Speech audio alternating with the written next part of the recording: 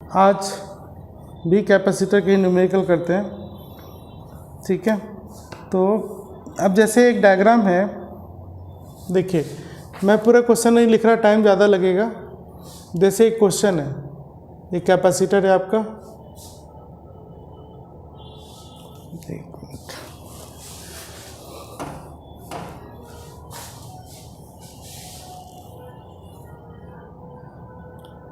ठीक है, ये कैपेसिटर है। अब क्वेश्चन ये कह रहा है कि इसमें इसकी जो प्लेट एरिया है, area of plates of capacitor, ये आपको दिया हुआ है ए। ठीक है, फिर क्वेश्चन में दिया हुआ है कि इसका जो स्पेस है इसमें दो डाइलेक्ट्रिक से फिल किया गया है। मतलब इधर एक डाइलेक्ट्रिक है आपका, पूरा फील्ड है K1 से, और इधर एक डाइलेक्ट्रिक है, ये पूरा फील्ड है आपका K2 से। मतलब इस कैपेसिटर के प्लेट के बीच का जो मीडियम था, है ना, ये जैसे ये दो ए और बी दो टर्मिनल हैं। अब इस कैपेसिटर के मीडियम जो स्पेस है हमारा, इसको दो डाइलेक्ट्रिक से फिल कर दिया गया, एक K1 से और एक K2 से, जहाँ पर ये जो डिस्टेंस है आपका, ये वाला कैप D1 है पहले डाइलेक्ट्रिक के लिए, और दूसरा आपका D2 है। ठीक है,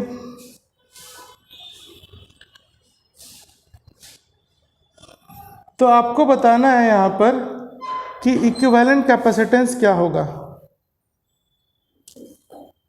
है ना, इस सिस्टम का इक्विवेलेंट कैपेसिटेंस क्या होगा। तो अब जैसे मैं क्वेश्चन पढ़ देता हूँ आपको एक बार। Find the capacitance of system of 3 parallel plates each of area A and separated by D1 and D2. The space between them are filled with dielectrics of relative permittivity K1 and K2, and the permittivity of free space is epsilon naught, है ना। जब epsilon naught आपको दिया हुआ free space का permittivity, तो हमें बताना है इस कैपेसिटेंस इस पूरे सिस्टम का। तो देखो, ये जैसे ही डाइलेक्ट्रिक फील्ड हुआ तो ये एक पहला कैपेसिटर बन गया और ये दूसरा कैपेसिटर बन गया। तो अगर मैं सिर्फ इसकी वैल्यू लिखूं C1, कितना हो जाएगा ये K1 epsilon not A by D1, और फिर उसी तरह से C2 हम क्या लिख सकते हैं, K2 epsilon not A by D2। चूंकि एरिया तो चेंज हुआ नहीं, एरिया वही है आपका। अब ये दोनों कैपेसिटर की मैंने कैपेसिटेंस की वैल्यू निकाल ली। अब आप देखें कि ये दोनों कैपेसिटेंस जो है सीरीज में है ना। जैसे चार्ज अगर यहाँ पॉजिटिव है और इस तरफ निगेटिव है, और बीच में आप लेटरल इस तरह से डिवाइड करेंगे, तो ये दोनों किस में आ जाएगा, आपका सीरीज में आ गया। अगर इसका डिस्टेंस ही डिवाइड होता है तब भी हम आप कह सकते हो कि सीरीज में है। तो सीरीज में इक्विवेलेंट कैपेसिटेंस कैसे निकालते हैं, C1 C2 by C1 plus C2। अब ये वैल्यू डाल दो, तो C1 की वैल्यू हो जाएगी K1 epsilon not A by D1 into K2 epsilon not A by D2 और डिवाइड बाय फिर इन दोनों का सम।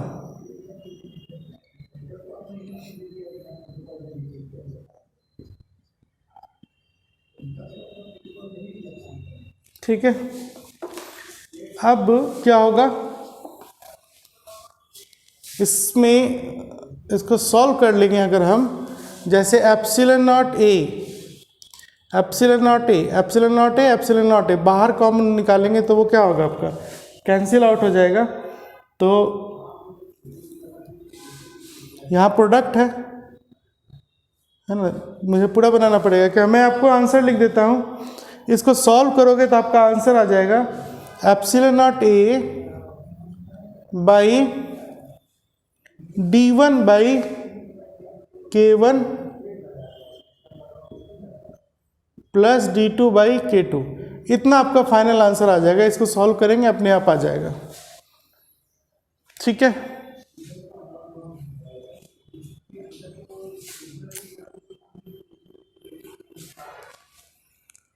थोड़ा वर्कआउट आपको खुद करना पड़ेगा।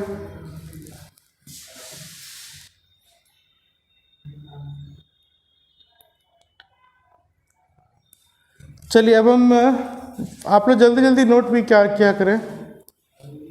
यहाँ पर ये प्रोडक्ट है ना, मल्टीप्लाई किया हुआ है।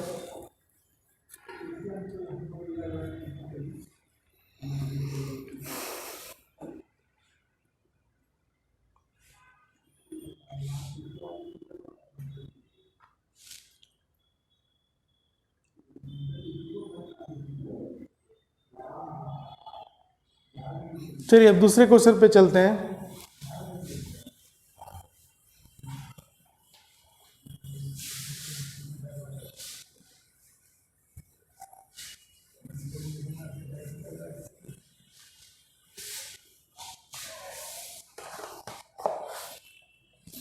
फिर एक क्वेश्चन है आपका इस तरह,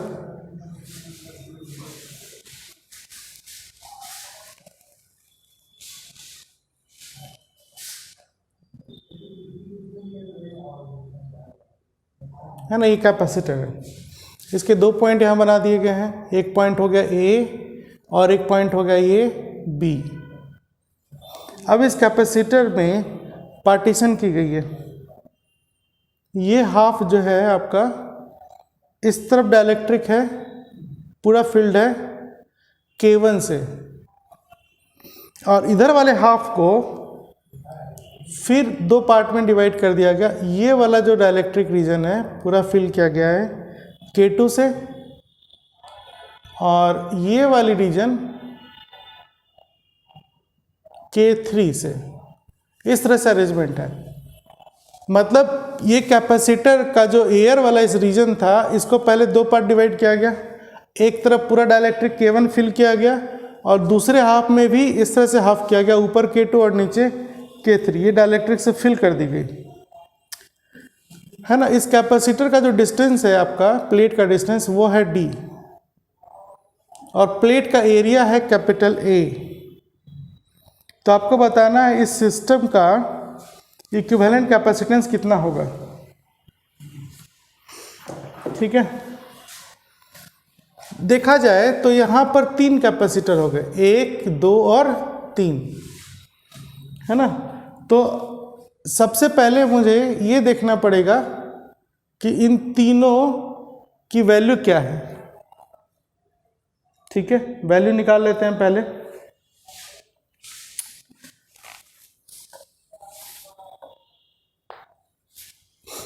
चलो कहाँ लिखे हम, यहाँ लिखते हैं, है ना। C1 मतलब इस वाले कैपेसिटर का क्या फॉर्मूला आपका होता है जब डाइलेक्ट्रिक फील्ड हो पूरा, तो देखिए फॉर्मूला तो यही है ना आपका, C = K ε0 A/D, है ना। A एरिया होता है और D डिस्टेंस होता है प्लेट का। तो अगर पूरे कैपेसिटर की बात की जाए तो पूरे कैपेसिटर में इस प्लेट की एरिया है A, यहाँ से यहाँ A और यहाँ से यहाँ भी A, तो प्लेट की जो एरिया है वो A है। और जब इसको यहाँ से हाफ कर दी गई है, तो जब इस कैपेसिटर की बात करेंगे तो इसका जो एरिया यहाँ पर आएगा वो क्या आ जाएगा, A/2, और इस कैपेसिटर का भी एरिया A/2। तो अगर ये भी आपका हाफ हाफ हुआ है तो इसकी एरिया अगर A/2 है, मतलब ये प्लेट एरिया ये वाली हुई, तो ये वाला भी A/2 होगा, ये वाला भी A/2 होगा। मतलब यहाँ पर तीन कैपेसिटर हैं, 1, 2, 3। तीनों कैपेसिटर में इस पहले कैपेसिटर की एरिया हो गई A/2, दूसरे की भी A/2 और तीसरे की भी A/2। तो एरिया का काम हो गया। अब हम डिस्टेंस की बात करें तो इस कैपेसिटर का डिस्टेंस है D, लेकिन इस कैपेसिटर का डिस्टेंस D नहीं है, क्योंकि ये फिर इक्वली डिवाइड किया गया। इसका मतलब इसका जो डिस्टेंस है वो हो गया D/2 और इसकी भी डिस्टेंस हो गई D/2। ये चीज़ें आपको समझ में आ रही है ना। इस फॉर्मूले के अकॉर्डिंग मैंने एरिया और डिस्टेंस को आइडेंटिफाई किया। अब हम सबकी वैल्यू लिख सकते हैं। तो C1 आपका हो जाएगा K1 ε0 A/2 डिवाइड बाय इसकी डिस्टेंस D। मतलब ये आपका निकल के आया K1 epsilon not A by 2D। ठीक है, अब हम C2 निकालते हैं। तो C2 कितना होगा, इसका डाइलेक्ट्रिक कांस्टेंट K2, ठीक, एप्सिलॉन नॉट, इसकी एरिया A बाई 2, 2 नीचे कर देते हैं, और इसका डिस्टेंस D बाई 2, तो D बाई 2, मतलब ये आ जाएगा आपका K2 epsilon not A by D। इसी तरह से C3 का भी निकालेंगे तो यही वैल्यू आएगी, सिर्फ चेंज क्या होगा, K2 यहाँ पर आ जाएगा K3 epsilon not A by D, है ना। ये तीनों कैपेसिटेंस की वैल्यू हमने निकाल ली। अब हमें ये देखना होगा कि ये तीनों कैपेसिटर किस तरह कनेक्टेड है आपस में, कौन सीरीज में है, कौन पैरेलल में है। ठीक, तो उसको समझने के लिए आपको मैंने बेसिक थ्योरी क्या बताई थी। अब अगर मैं ये सब पॉइंट हटा दूं समझने के लिए, है ना, देखिए यहाँ बाय चांस क्या है कि टर्मिनल भी ए है और बी है, और प्लेट की एरिया भी ए है, तो दोनों में कंफ्यूज होने की ज़रूरत नहीं है। जब यहाँ पे आप ए लिख रहे हैं मतलब वो एरिया है, और ये पॉइंट का नाम है ए। अब क्वेश्चन ही ऐसा है, ऐसा जानबूझ कैसे किया था कि कन्फ्यूज़न हो, लेकिन आपको कंफ्यूज होने की ज़रूरत नहीं है। देखिए मुझे यहाँ पर आने के बाद ये देखना है कि सीरीज पैरेलल कैसे करेंगे। क्या बताया था मैंने, जैसे ये पॉइंट ए है तो ये सारा पॉइंट ए होगा, ये सारा पॉइंट ए होगा, ये सारा पॉइंट भी ए होगा, मतलब ये वाला कैपेसिटर आपका ए पॉइंट पर है, और ये वाला कैपेसिटर भी आपका ए पॉइंट पर है। C1 C2 C3 यही है ना, ठीक। अब जैसे नीचे देखो ये B है तो ये भी B हो जाएगा, और ये भी B हो जाएगा। तो अब आप देखिए कि A और B के बीच में ये पूरा कैपेसिटर एज इट इज आ रहा है। तो अगर मैं पॉइंट बना दूं, जैसे ये पॉइंट A और ये पॉइंट B है ना, तो A और B के बीच में एक कैपेसिटर तो आपका ऐसे आ गया सीधा, ये कौन सा हो गया, C1। अब इसी A और B के बीच में दो कैपेसिटर है, C2 और C3, और ये दोनों किस में आ रहा है आपका, सीरीज में, क्योंकि चार्ज इस तरह से मूव करेगा, तो ये दोनों सीरीज में। तो अब हम क्या करेंगे, A से B की तरफ दो कैपेसिटर बनाएंगे, ये दोनों सीरीज में हो जाएगा। तो इसका इक्विवेलेंट डायग्राम ये आ गया, ठीक, समझ में आ रहा है ना। ये चीजें पॉइंट लगा के देखी जा सकती है। अब आप यहां देखिए कि C2 C3 सीरीज में है, और इसका जो इक्विवेलेंट आएगा वो इस C1 के साथ किस में होगा, पैरेलल में। तो मुझे अब पहले सीरीज निकालनी पड़ेगी, तो मैं इसको मिटा रहा हूं ऊपर वाला,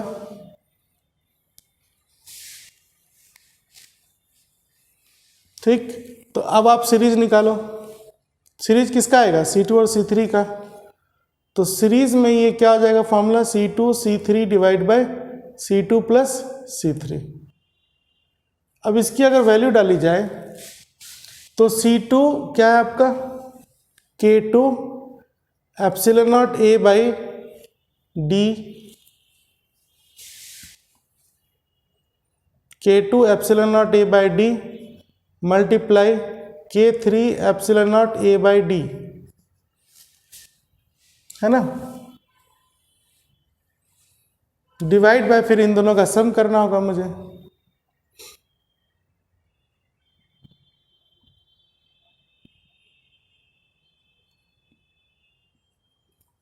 ठीक, अब आप अगर इस CS की वैल्यू निकालो तो ऊपर से क्या कॉमन आ जाएगा, ऊपर तो देखो प्रोडक्ट है, तो इसको मैं ऐसे लिख सकता हूँ, epsilon not A by D एक part multiply epsilon not A by D दूसरा पार्ट,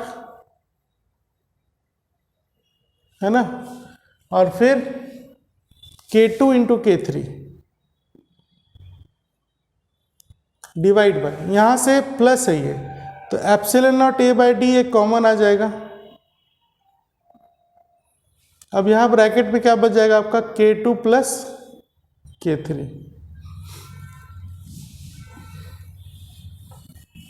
है ना। तो अब आप देखिए एक ये epsilon not A by D गया, तो कैपेसिटेंस इन सीरीज क्या निकल के आया, K2 K3 epsilon not A by D. इस डी को मैं नीचे लेके जा रहा हूँ और ब्रैकेट में K2 प्लस K3, ये सीरीज की वैल्यू आ गई,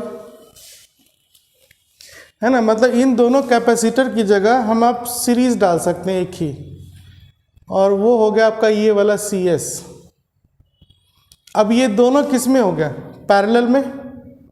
जैसे ही आपने CS निकाला तो इस सिस्टम में CS और C1 पैरेलल में, तो इनका जो इक्विवेलेंट कैपेसिटेंस अब आएगा, है ना, C इक्विवेलेंट पैरेलल में क्या हो जाएगा, C1 प्लस CS, ठीक है। और C1 की वैल्यू क्या है आपकी, K1 epsilon not A by 2D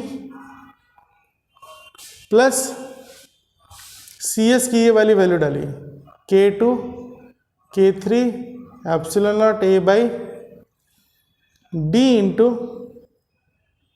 K2 plus K3, ठीक है।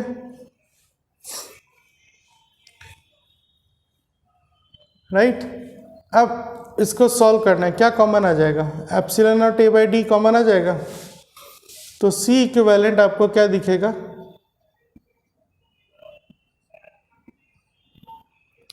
यहाँ हो गया K1 by 2 plus K2 K3 by K2 plus K3,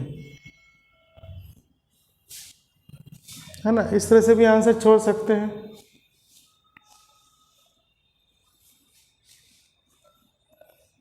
ठीक है, यही आंसर भी है, तो आपका यहीं पे आंसर आ गया। ठीक है, आप समझ सकते हैं मैं सीरीज और पैरेलल किस तरह से चेक कर रहा हूँ कि कैपेसिटर हमारा सीरीज और पैरेलल में किस तरह से आइडेंटिफाई की जाती है, और उसके बाद हम इक्विवेलेंट कैपेसिटेंस निकाल सकते हैं। और इसमें दो चीज़ें काफ़ी इम्पोर्टेंट है कैपेसिटर क्वेश्चन निकालने के टाइम। फॉर्मूले तो आपको पता है कि फ्री स्पेस एयर होगा तो क्या होगा, डाइलेक्ट्रिक पूरा फिल कर देंगे तो क्या होगा, अगर कोई स्लैब डालेंगे तो क्या होगा, मेटल स्लैब डालेंगे तो क्या होगा, ये सारे फॉर्मूलेज आपको पता हैं। न्यूमेरिकल जैसे ये था आपका, तो इस तरह के क्वेश्चंस में हमें ये देखना पड़ता है कि एरिया किस तरह चेंज हो रहा है, आपका प्लेट का सेपरेशन कैसे चेंज हो रहा है, तो उन सब के अकॉर्डिंग इंडिविजुअल कैपेसिटेंस की वैल्यू निकालते हैं और फिर सीरीज और पैरेलल आइडेंटिफाई कर लेते हैं, और उसके बाद हम सीरीज का इक्विवेलेंट फार्मूला लगा के बना सकते हैं और फिर पैरेलल का इक्विवेलेंट फार्मूला लगाकर बना सकते हैं, जिससे आपकी फाइनल इक्विवेलेंट कैपेसिटेंस आ जाती है। ठीक है, ओके, अब हम नेक्स्ट क्वेश्चन पे चलते हैं।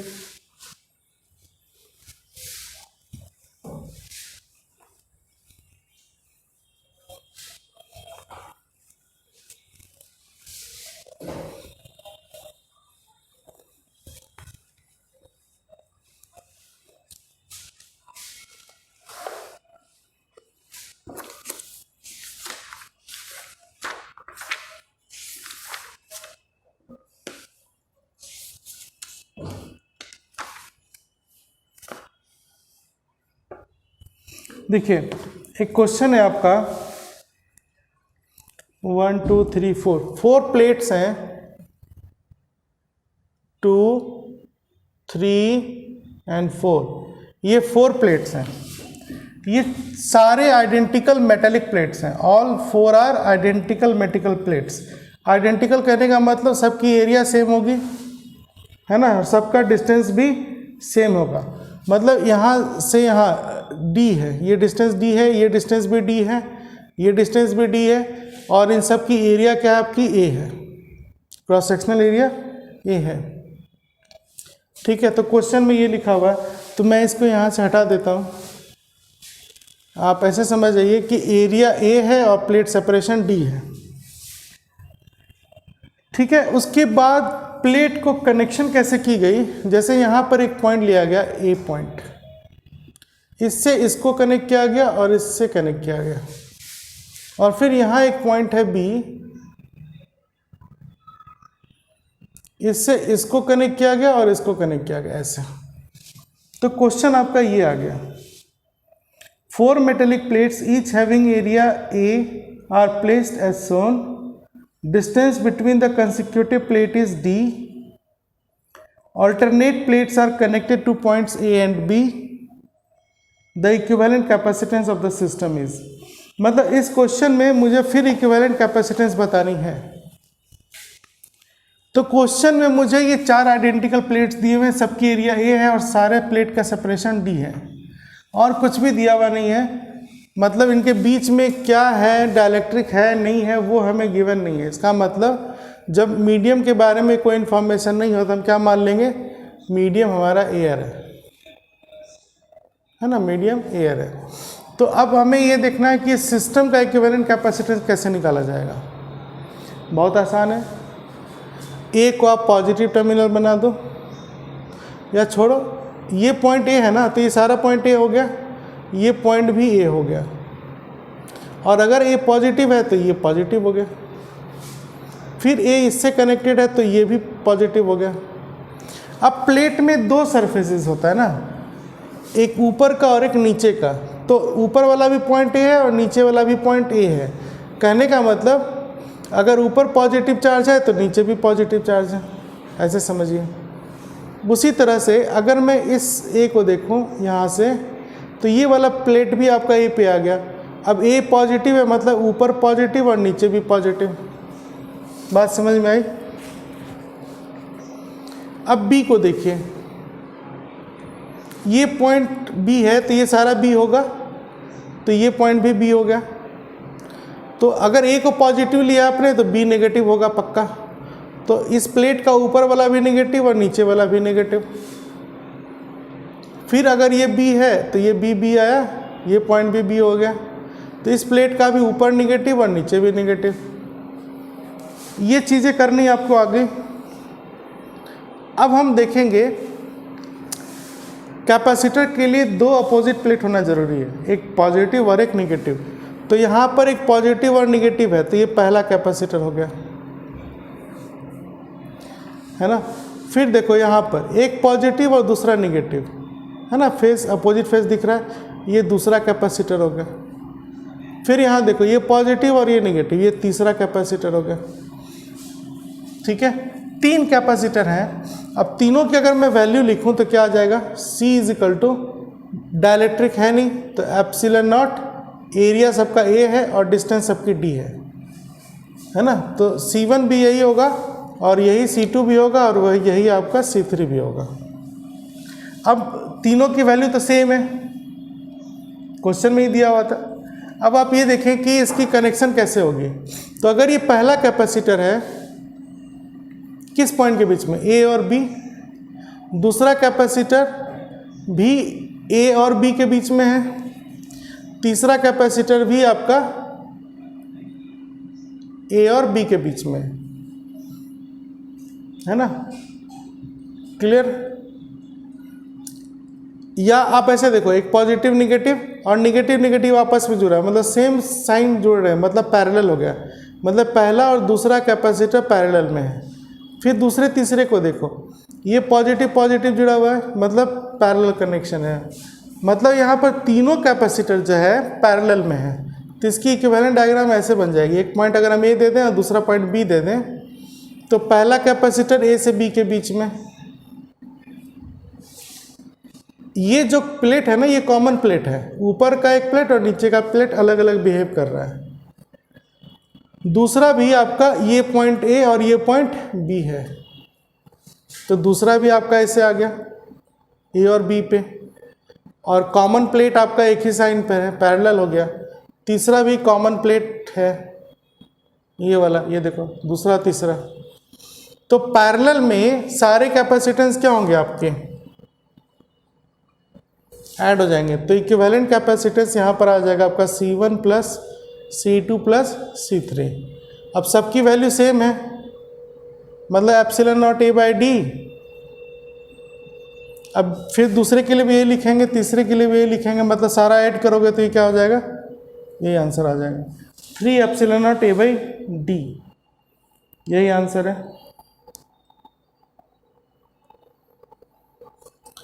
ठीक है, तो ऐसे अरेंजमेंट को इस तरह से सॉल्व किया जाता है। यही आपका इक्विवेलेंट कैपेसिटेंस हो गया। आपको रफ करके खुद भी चेक करना चाहिए घर पे, प्रैक्टिस किए बिना समझ में पूरी तरह से नहीं आएगा। आप ये सब चीज़ें पहली बार सीख रहे हैं, तो पहली बार सीख रहे हैं तो काफ़ी रफ वर्क करना ज़रूरी है ना।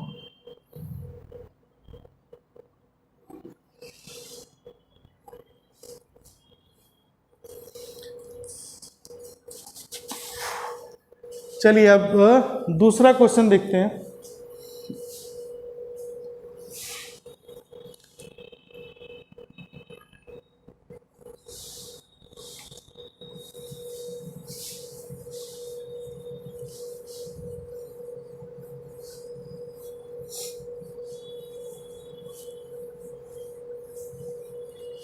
फिर से वही 4 प्लेट ले रहे हैं, 1 2 3 4।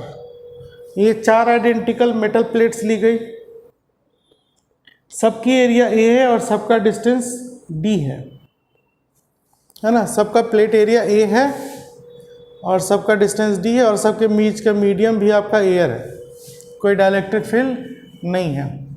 और जो पॉइंट बनाई गई है वो इस तरह से बनाई गई है, एक पॉइंट ए यहाँ बनाया गया, इससे बाहर वाले प्लेट को कनेक्ट कर दिया गया यूँ, और एक पॉइंट यहाँ बी बनाई गई, इससे अंदर वाले प्लेट को कनेक्ट कर दिया गया ऐसे, है ना। अब इस सिचुएशन में हमें बताना है कि इक्विवेलेंट कैपेसिटेंस क्या होगा। सारे प्लेट की एरिया ए है और ये सेपरेशन डी डी डी है ना, डी डी डी 3 डी है। ठीक है, तो आपको पता है क्या करता हूँ मैं, जैसे ए है तो ये सारा ए हुआ, यहाँ पर ये पॉइंट ए हो गया, और अगर ए को पॉजिटिव साइन दे रहे हो तो इस प्लेट का ऊपर भी पॉजिटिव और नीचे भी पॉजिटिव। ठीक, फिर एक आध दूसरा देखो, ये सारा ए, ये भी ए, अब इसका ऊपर पॉजिटिव और नीचे भी पॉजिटिव। उसी तरह से बी पे आ जाओ, बी ए को पॉजिटिव किया तो बी निगेटिव हो जाएगा। अब ये लाइन बी आ जाएगी, ये पूरा बी आ जाएगा, ये पूरा बी आ गया, अब ऊपर भी निगेटिव नीचे भी निगेटिव। ठीक, फिर बी पे आ जाओ, ऐसे बी आया ऐसे बी आया, ये भी बी, अब ये भी निगेटिव और ये भी निगेटिव। ठीक है, सारे प्लेट मैंने आइडेंटिफाई कर लिए किस पे कौन सा साइन है। तो अब आप ये देखिए, कैपेसिटर के लिए 2 अपोजिट प्लेट का होना जरूरी है, एक पॉजिटिव चार्ज और एक नेगेटिव चार्ज प्लेट। तो यहाँ पर पॉजिटिव प्लेट है और नेगेटिव प्लेट है, तो ये पहला कैपेसिटर हो गया। अब इस मीडियम में आ जाए, यहाँ पर ये नेगेटिव प्लेट है और ये भी नेगेटिव प्लेट है, मतलब ये कैपेसिटर नहीं है, ये कैपेसिटर नहीं हुआ। दोनों प्लेट नेगेटिव ही है तो कैपेसिटर नहीं है ये। अब नीचे आ जाओ, ए पॉजिटिव है और बी निगेटिव, मतलब ये इधर पॉजिटिव इधर निगेटिव, ये दूसरा कैपेसिटर है।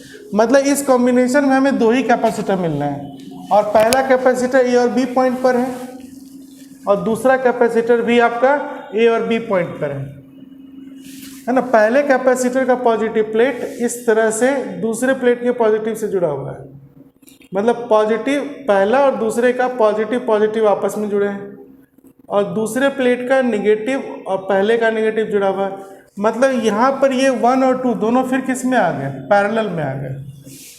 मतलब अगर पॉइंट ए है और ये पॉइंट बी है तो एक कैपेसिटर ऐसे आ गया आपका, ये मान लो C1 है ना, और दूसरा कैपेसिटर यहाँ जो है ये भी आपका ए और बी से ही है ऐसे, तो दोनों पैरेलल में आ गया, ये C2 आ गया। तो पैरेलल में क्या होता है आपका equivalent capacitance C1 plus C2। अब ये वैल्यू डाल दीजिए, C1 क्या हो जाएगा यहाँ पर आपका epsilon not, area A, area तो पूरा ले रहे हैं हम प्लेट का, और डिस्टेंस की कितनी है डी, और ये भी आपका हो गया epsilon not A by D. मतलब इस कंडीशन में आपका इक्विवेलेंट कैपेसिटेंस आ रहा है 2 epsilon not A by D. ठीक है,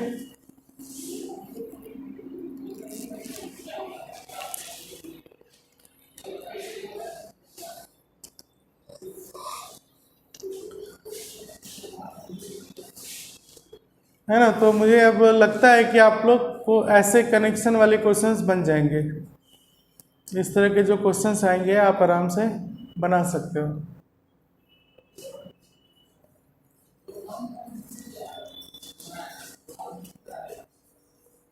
ठीक है, ये सीखने के लिए है। चलिए बेसिक्स चल रहे हैं, आप जितना प्रैक्टिस करेंगे आपके लिए उतना अच्छा है। कभी रटने का कोशिश मत करना फिजिक्स को, वो कहते हैं ना फिर अपने पैर पे कुल्हाड़ी मारने वाली बात आ जाएगी। फिजिक्स मेरे हिसाब से सबसे आसान होता है अगर आप डेली रफ करते हैं, तो ये मैथ से भी आसान हो जाएगा और केमिस्ट्री से भी आसान हो जाएगा। लेकिन क्या है ना कि इंसान की एक आदत होती है, किसी को भी देख लो, जो स्टूडेंट है वो या जो स्टूडेंट नहीं है वो भी, सब चाहते हैं कि मेहनत ना मिले, करें तो ज़्यादा अच्छा है। प्रॉब्लम यही है कि मेहनत नहीं करना चाहते, और कोई प्रॉब्लम नहीं है। जब कोई कहता है ना फिजिक्स समझ में नहीं आ रहा है, इसका मतलब वो मेहनत ही नहीं करना चाह रहा। उसको चाहिए रेडीमेड, है ना, रट्टा मार लिए, अच्छा ये फूल होता है ना, और ये कार्बोक्सिलिक एसिड है, बस। फिजिक्स तो ऐसे नहीं चलेगा।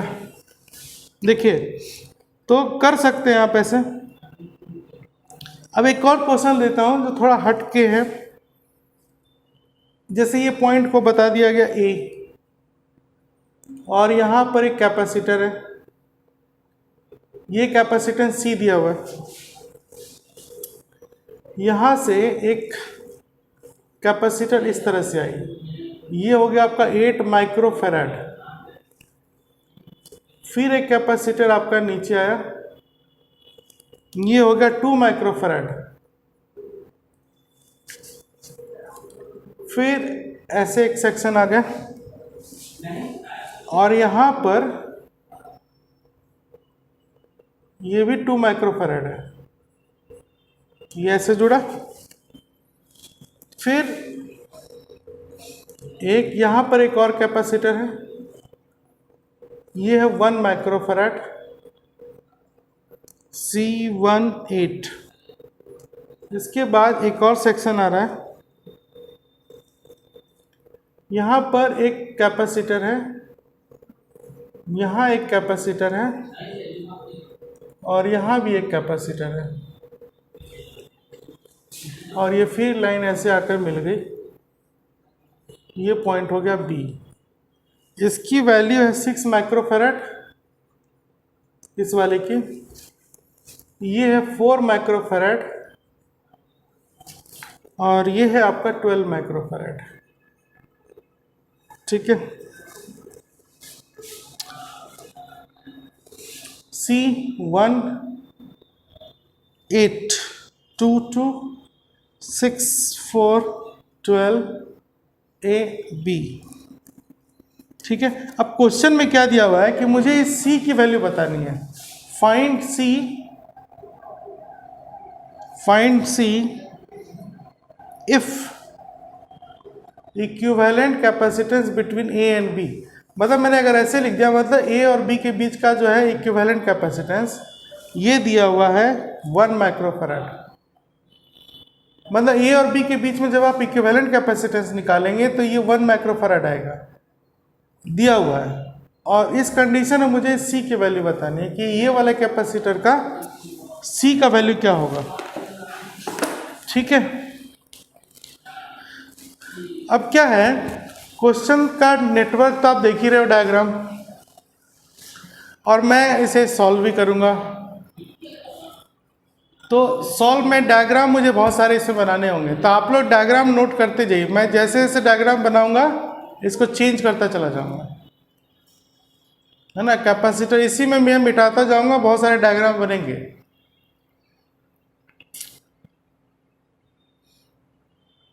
ठीक है, तो कैसे होगा, चलो डायग्राम बना लो, मैं फटाफट मिटाता चला जाऊंगा, क्योंकि इसमें डायग्राम का ही खेल है।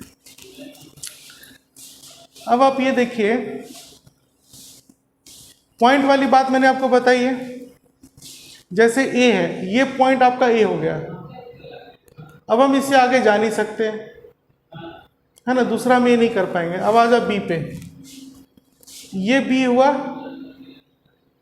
ये पूरा लाइन बी है, ये पॉइंट भी बी, मतलब ये पॉइंट भी बी, फिर ये बी बी, ये भी पॉइंट बी आपका बी, फिर यहाँ से आ जाओ, ये बी है, ये भी बी हो गया, ये पॉइंट भी बी हुआ, मतलब ये भी बी, ये भी बी। अब हम आगे नहीं जा सकते, ठीक, इतनी बात समझ में आई, है ना। अब अगर मैं देखो इसको, अगर मैं इस सेक्शन से स्टार्ट करूं, ये पॉइंट बी है, ये पॉइंट बी है, मतलब ये दोनों प्लेट जो है यहाँ पे ऐसे जुड़ा हुआ है, ठीक है। तो अगर ये पॉइंट को अगर मैं नाम दे दूं, मान लो एम, तो ये पॉइंट भी एम हो जाएगा। अब आप इसी को देखो, सिर्फ इतना मैं आ गया, ये दोनों कैपेसिटर एम और बी पे जुड़ा हुआ है, मतलब इसका ये प्लेट एम है, ये प्लेट बी एम है, ये प्लेट बी है, ये प्लेट बी है। तो कैसा कनेक्शन हो गया, ये दोनों आपस में पैरेलल हो गया। तो पैरेलल में क्या कंसेप्ट होता है, दोनों का कैपेसिटेंस जुड़ जाएगा, C1 प्लस C2। तो ये 2 माइक्रोफराड 2 माइक्रोफराड जोड़ेंगे तो क्या हो जाएगा, 4 माइक्रोफराड होगा, मतलब इन दोनों का इक्विवेलेंट हो जाएगा 4 माइक्रोफराड। तो अगर मैं इसको यहाँ से हटा दूँ, पूरा एक ही कैपेसिटर रखूँ, तो अब देखो ये जो वैल्यू आ गई ना, ये 2 वाली हट के क्या हो जाएगी, 4 माइक्रोफराड, ठीक है। कितना समझ में आया। अब इस डायग्राम को आप लोग नोट करो, फिर मैं मिटाऊंगा फटाफट जल्दी। मैं इसीलिए बोला था कि बार बार डायग्राम आपको बनाना है, मैं एक ही डायग्राम में कंप्लीट करूंगा, है ना। ये नोट कीजिए, अब मैं मिटाने जा रहा हूं दूसरा। अब आप एक देखो, मैंने एक सेक्शन उठाया था, यहां से इस ब्लॉक को खत्म किया। अब आ जाओ यहां पर, ये दोनों कैपेसिटर सीरीज में होगा, है ना। यहाँ पे अगर मैं कोई पॉइंट मान लो फिर n बना दूँ, तो ये पॉइंट n हो जाएगा, और ये पॉइंट क्या था आपका m, ये m था ना, mn। तो यहाँ से अगर देखो डायरेक्ट कनेक्टेड है प्लेट, है ना, तो ये दोनों किस में हो गया आपका, सीरीज में। तो सीरीज में इक्विवेलेंट कैपेसिटेंस कैसे निकाली जाती है, अगर मैं m और n, ये m और इस पॉइंट और इस पॉइंट के बीच देखूं, तो दोनों कैपेसिटर आपका सीरीज में है।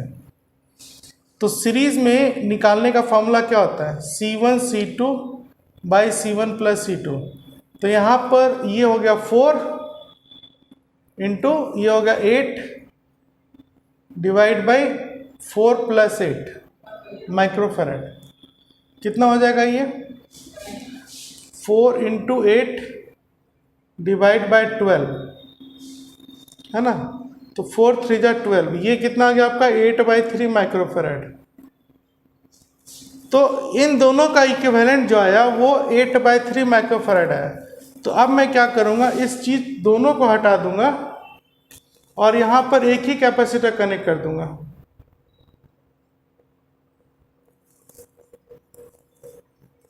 यहाँ पर एक ही कैपेसिटर कनेक्ट हो गया और ये हो गया आपका 8/3 माइक्रोफेरेड।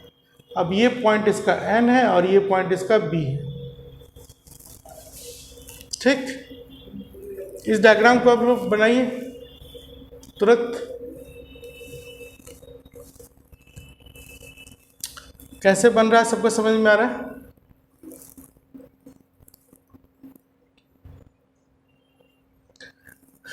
अब आप इधर आ जाओ इस सेक्शन पे, ये प्लेट N पे है और ये वाला पॉइंट मुझे नहीं पता, तो इस पॉइंट को अगर मैं P बना दूं तो ये भी P हो जाएगा ये भी P हो जाएगा।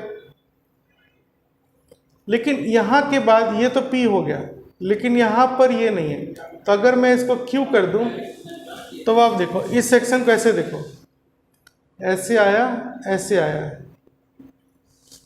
है ना। तो ये दोनों किस में है आपका, अब देखो यहाँ से यहाँ ये 3 सीरीज में नहीं दिखेगा, है ना। क्यों, ये पॉइंट B है, ये कैपेसिटर किसके बीच आ गया, P और B के बीच में, और ये वाला भी B पॉइंट है, मतलब ये दोनों सेम पॉइंट पे, तो सेम पॉइंट पे सीरीज में नहीं हो सकता। अपोजिट होना चाहिए। जैसे ये देखो, यहाँ से ये पॉइंट P है, ये Q है, ये कैपेसिटर P और Q पर है, और ये कैपेसिटर आपका Q और B पर है, मतलब अलग अलग पॉइंट पर है और डायरेक्ट जुड़ा हुआ दिख भी रहा है। तो ये दोनों किस में आ गया? सीरीज में। ये सीरीज में नहीं होगा, ये 3 सीरीज में नहीं है, ये दोनों सीरीज में है। तो इन दोनों का आप इक्विवेलेंट निकालिए। बात समझ में आई मेरी बात, क्या मैं कह रहा हूँ? ये यहाँ से यहाँ सीरीज होगा, यहाँ से यहाँ सीरीज नहीं होगा, क्यों? सेम प्लेट आ गया। तो अब सीरीज कैसे निकालेंगे हम इन दोनों का? ये 6 है और ये 12 है, तो CS 6 × 12 डिवाइड बाय 6 + 12, 6 × 12 बाई 18, 6 3 जा 18, 3 4 जा 12, है ना? तो ये आ गया 4 माइक्रोफैराड। मतलब इन दोनों को हटाकर मैं एक ही कैपेसिटर डाल सकता हूं P और B के बीच में, ये, और ये आपका आ गया 4 माइक्रोफैराड। चलिए नोट कीजिए, फिर मैं अगला डायग्राम मिटाऊंगा, है ना? और ये पॉइंट B है, ये भी B है, जहां से मैं बोला था कि अब सीरीज नहीं होगा। अब ये दोनों सेक्शन आपका किस में आ गया? पैरेलल में, है ना? तो 4 4 कितना आ जाएगा? 8।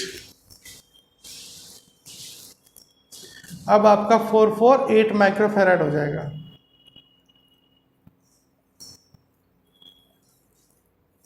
ठीक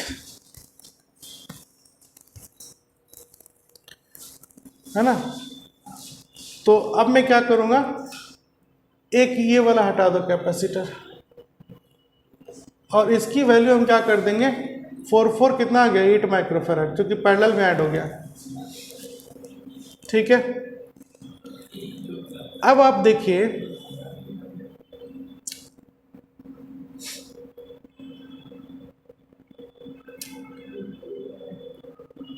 ये दोनों कैपेसिटर, अगर मैं अब इस पॉइंट, सारे पॉइंट को हटा दूं, है ना, तो ये दोनों कैपेसिटर आपको किस में दिख रहा है? सीरीज में।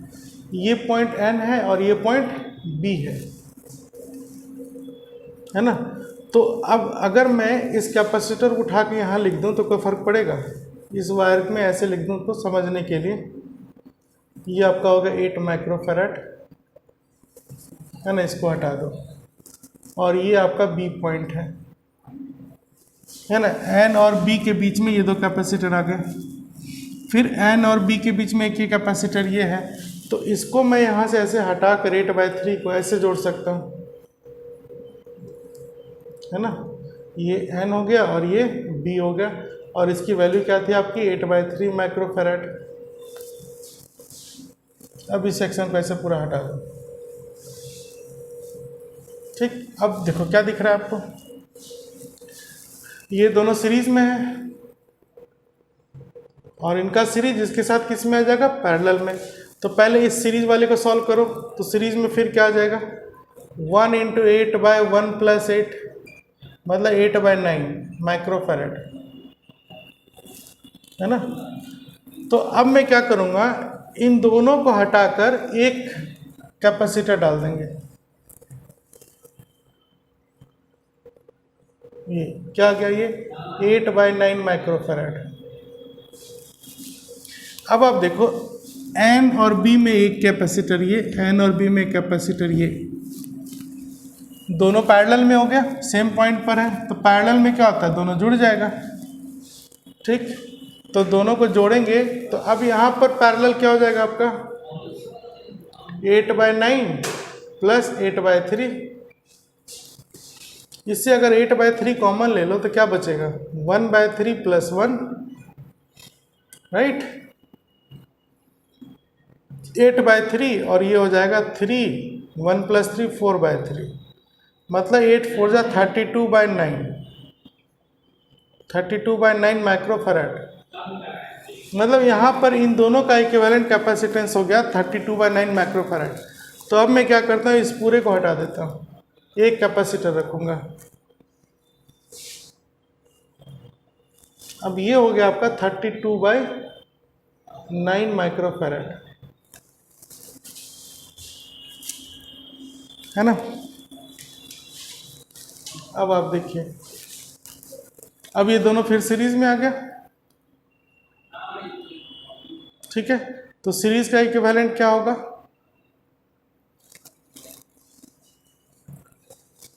है ना, यहाँ पर ए और बी का इक्विवेलेंट सीरीज में आ जाएगा, इसका capacitance C into 32/9 by C plus 32/9, यही आएगा। और ये जो इक्विवेलेंट कैपेसिटेंस है यही आपका क्या होगा, capacitance between A and B. और ये वैल्यू आपको दी हुई है, कितना है ये, 1 माइक्रोफैराड। मतलब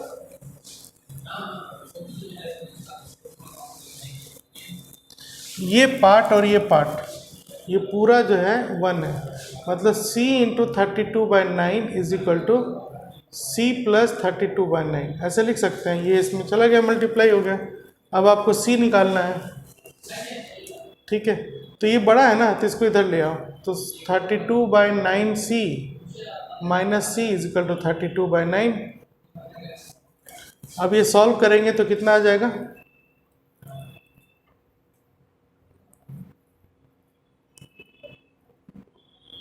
ऐसे आएगा, ये 9 चला गया, 32 माइनस कितना आ जाएगा 23C इज इक्वल टू 32। तो C की वैल्यू आ गई 32/23। अब माइक्रोफैराड, अब ये कटेगा नहीं, यही आंसर होगा, ठीक, यही आंसर है ना। तो आपको प्रैक्टिस करनी पड़ेगी। एक पूरे नेटवर्क को मैंने कैसे सॉल्व कर लिया, तो इसमें बहुत सारे डायग्राम थे, अगर आपने बनाए होंगे तो आपको समझ में आएगा, नहीं बनाए होंगे तो इसका मतलब है आप तो हमसे भी ज़्यादा जीनियस हैं। फिर क्वेश्चन देखते हैं, आंसर बता देंगे।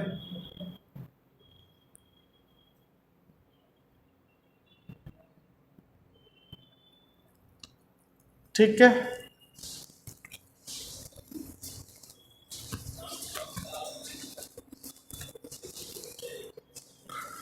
अब हम दूसरे क्वेश्चन पे चलते हैं। डिफरेंट डिफरेंट टाइप के मैं बता रहा हूँ, अब आपकी ड्यूटी है कि आपके पास जो भी बुक है उससे बनाइए, या मैंने तो ऑलरेडी एक शेयर किया है ना PDF, उसको देख के बनाइए, उसमें बहुत सारे क्वेश्चंस हैं। बनाएंगे तो बनेगा, नहीं बनाओगे तो नहीं बनेगा, ठीक।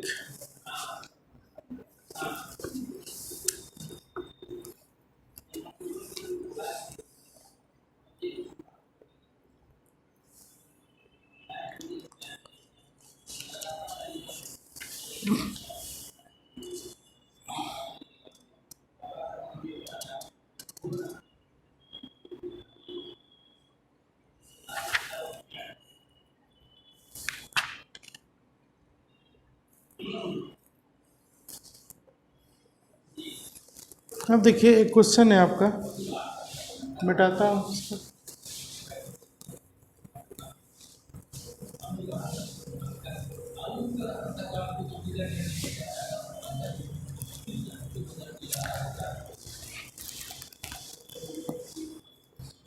ये देखिए,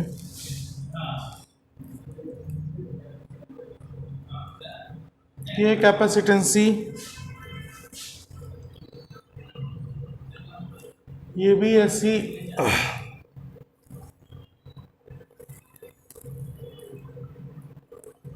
ये भी है C,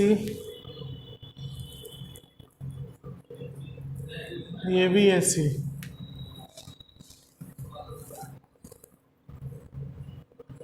ये भी C है,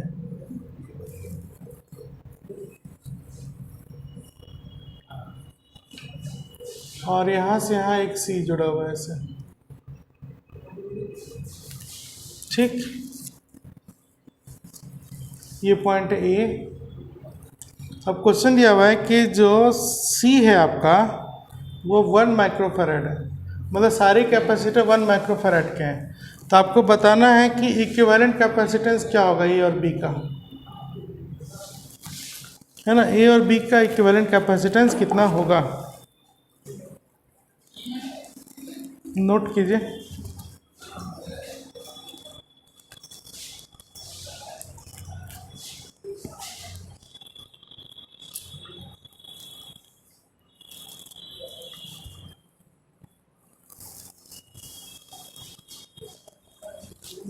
ठीक है। अब आप ये देखो कि जब भी आपको एक सेक्शन में, जैसे एक सेक्शन मुझे दिख रहा है, एक सेक्शन में कितने कैपेसिटर हैं, 1 2 3 4 5, बाहर बाहर 4 और एक अंदर में 1। तो जब भी 5 हो ना और इक्वल कैपेसिटेंस हो, इसका मतलब ये व्हीटस्टोन ब्रिज बन रहा है। जब भी 5 हो तो डाउट करो कि क्या व्हीटस्टोन ब्रिज है। व्हीटस्टोन ब्रिज के बारे में हम करंट इलेक्ट्रिसिटी में पढ़ेंगे, है ना, लेकिन कैपेसिटर में यूज़ की जाती है। तो अब मुझे इसको चेक करना हो, तो व्हीटस्टोन ब्रिज होता क्या है? वो कुछ इस तरह का होता है, जैसे मैं व्हीटस्टोन ब्रिज जो बात कर रहा हूँ वो ऐसा होता है ना, एक ब्रिज टाइप का होगा।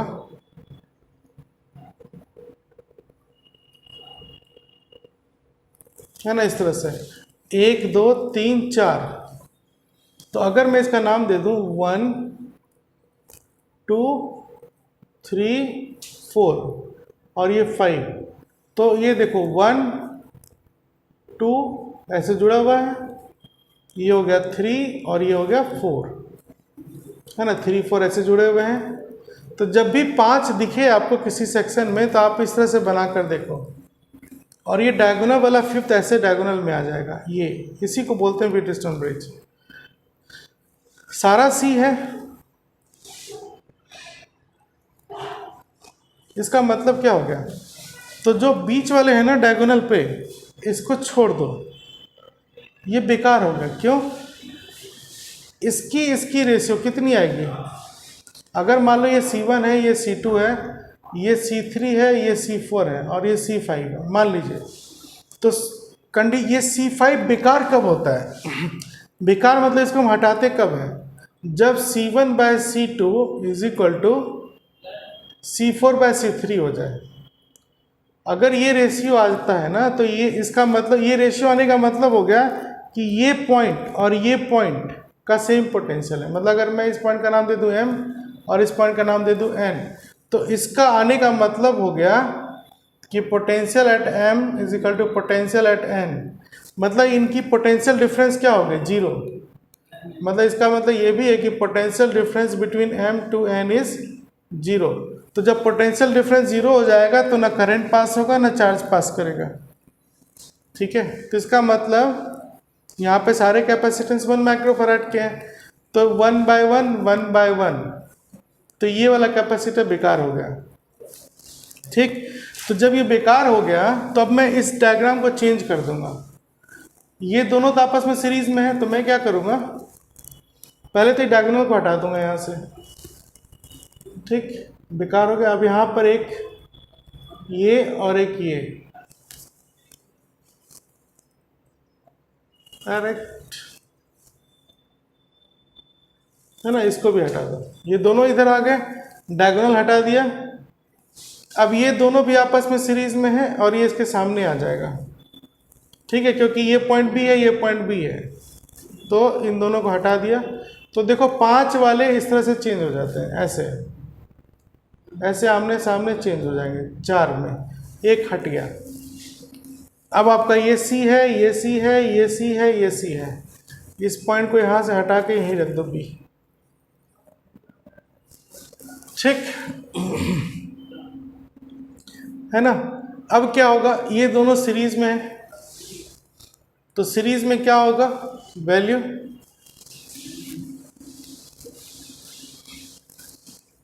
CS is equal to C into C/C+C, मतलब C इंटू C/2C। एक C गया, C/2 रह गया।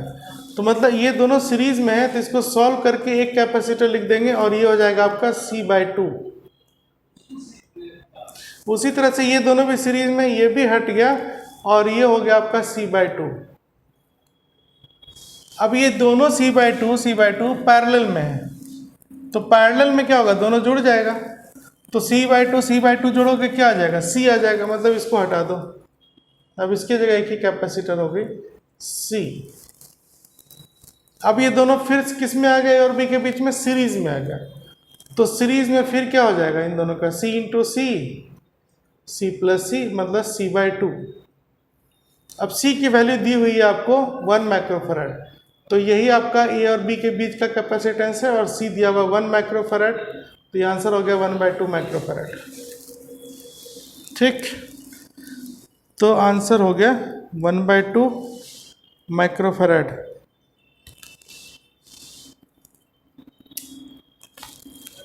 ठीक है,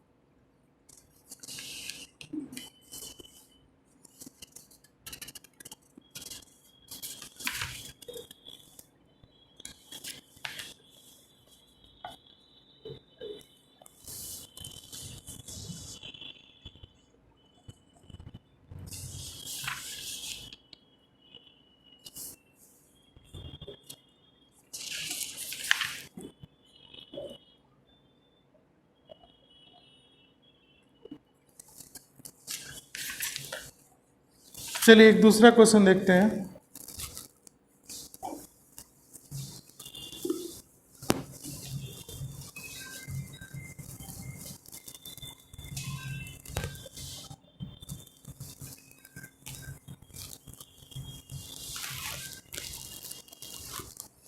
जैसे ये 3 कैपेसिटर हैं, शायद ये आप बना लेंगे।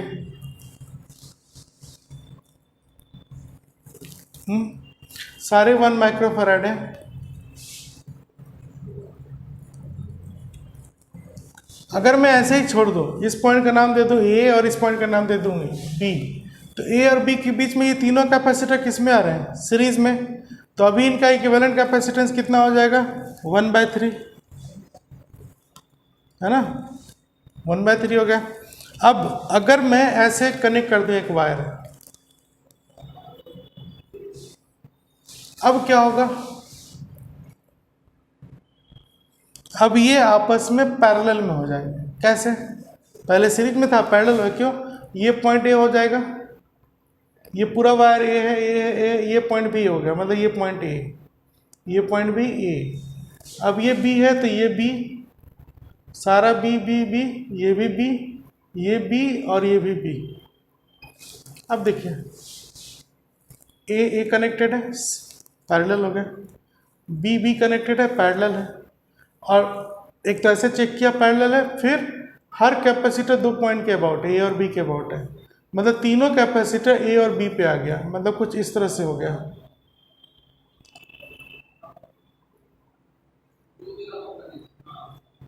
ए बी पे तीनों कैपेसिटर आ गया।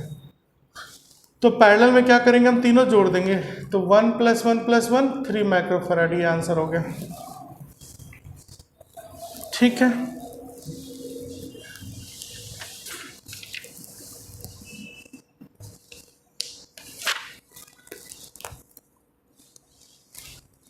चलिए मिटाता हूं मैं।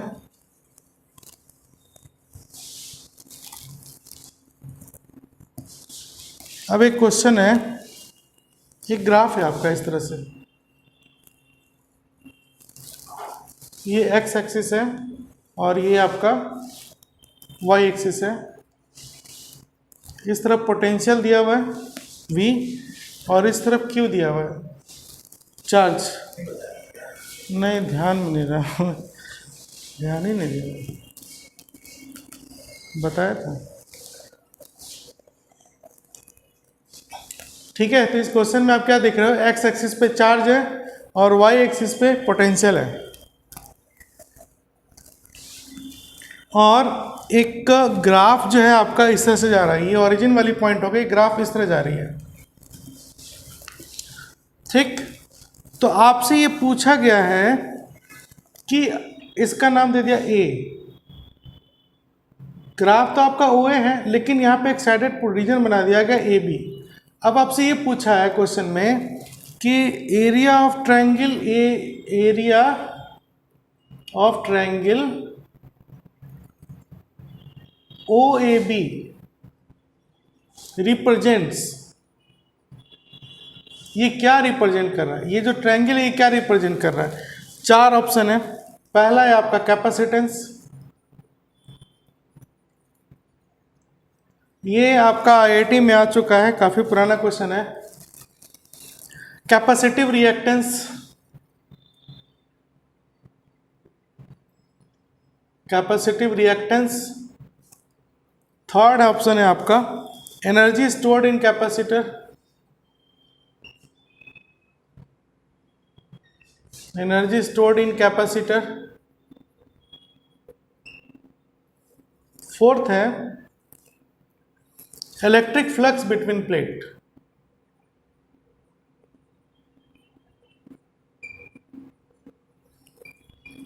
ठीक है, चलिए ये 4 ऑप्शन है, बताना है कैपेसिटेंस होता क्या है। डेफिनेशन Q बाई बी, ये ग्राफ है ना। तो अगर मैं इसका स्लोप निकालूं, मान लो ये थीटा है, तो स्लोप क्या निकलेगा, परपेंडिकुलर बाय बेस। स्लोप मतलब tan थीटा होता है, tan थीटा हो गया परपेंडिकुलर, तो perpendicular A B by base O B. अब ए बी आपका पोटेंशियल है और ये Q है, मतलब इस डायग्राम में स्लोप जो है 1/c दे रहा है। इस डायग्राम में स्लोप पूछा नहीं था आपसे, लेकिन मैं बता रहा हूँ कि इसका स्लोप क्या हो गया, रेसिप्रोकल ऑफ कैपेसिटेंस। अगर ये Q इधर कर दें, V इधर कर दें, तब स्लोप क्या हो जाएगा, कैपेसिटेंस। तो पहला ऑप्शन तो नहीं होगा। ठीक है, मुझे एरिया निकालना था, तो स्लोप तो निकाल के समझ गया कि क्या होगा। ये जरूरत नहीं थी क्वेश्चन बनाने के लिए, ये जरूरत नहीं था, लेकिन मैंने बता दिया आपको कि किसी भी ग्राफ से 2 ही चीज़ निकाली जाती है, या तो स्लोप या फिर एरिया। तो स्लोप निकालेंगे तो 1/c होगा। ठीक, अब एरिया निकालना है ना, एरिया निकालते हैं। चलिए, एरिया, ये कैसा ट्रायंगल है, राइट एंगल ट्रायंगल दिख रहा है, तो ये क्या हो जाएगा, half into base into height. तो इसका बेस क्या है आपका, चार्ज, और हाइट क्या है आपका v, तो हाफ क्यू वी। तो हाफ क्यू वी क्या होती है, एनर्जी स्टोर्ड इन कैपेसिटर। तो आंसर हो जाएगा थर्ड, है ना। एनर्जी ऑफ कैपेसिटर आपने पढ़ा था, क्या था, half C V square Q square by 2c, या फिर हाफ क्यू वी, यही पढ़ा था ना। ठीक है, तो इसकी एरिया क्या रिप्रेजेंट कर रही है, एनर्जी स्टोर्ड इन कैपेसिटर। चलिए, कैपेसिटर के न्यूमेरिकल मुझे एट प्रेजेंट जितने बताने थे बता दिए। इसके न्यूमेरिकल हम एक बार फिर से बनाएंगे, कब, जब करंट इलेक्ट्रिसिटी कंप्लीट हो जाएगा तब। अगला चैप्टर पूरा करंट इलेक्ट्रिसिटी है, उसमें जब हम रजिस्टर और उसके करंट के वेरिएशन को समझ जाएंगे तब बनाएंगे। और एक्चुअली में कैपेसिटर के क्वेश्चन जो है ना, इलेक्ट्रिसिटी को मिक्स करके आते हैं, तो वो सेक्शन ज़्यादा इंपॉर्टेंट, इसलिए अभी इस पर ज़्यादा टाइम देना ज़रूरी नहीं है। तो मैं इसको यहीं पे स्टॉप करता हूँ कैपेसिटेंस को, इसको फिर से करेंगे बाद में जब करंट इलेक्ट्रिसिटी पढ़ेंगे। तो आप अभी तक जितना पढ़े हो उस हिसाब से बना लो कैपेसिटेंस के क्वेश्चन सीरीज पैरेलल वाले। कल मैं इलेक्ट्रिक फील्ड और इलेक्ट्रिक पोटेंशियल का न्यूमेरिकल करूँगा। ठीक है, चलिए बनाइए ज़रूर, आप लोग को वर्क करना काफ़ी ज़रूरी है।